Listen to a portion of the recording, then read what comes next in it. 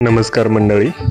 जसे की आपल्याला माहिती आहे, मागील महिन्यामध्ये अहमदाबाद येथे भीषण विमान अपघात झाला होता. यामध्ये जवळपास 270हून अधिक लोकांचा दुर्दैवी मृत्यू झाला होता. अहवालानुसार विमानाने उड्डाण केल्यानंतर अगदी 3 सेकंदांनी दोन्ही इंजिनचे इंधन कट ऑफ स्विच 1 सेकंदाच्या वेळेच्या अंतराने एकामागून एक रन मोडवरून कट ऑफ स्थितीत बदलले गेले.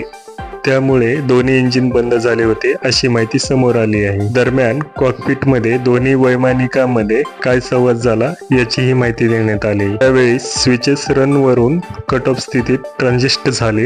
त्यावेळेस कॉकपिटच्या व्हॉइस रेकॉर्डिंग मध्ये असे दिसून आले की एक वैमानिक दुसऱ्या वैमानिकाला विचारत आहे, त्याने कट ऑफ का केले? दुसऱ्या वैमानिकाने उत्तर दिले, त्याने असे केले नाही.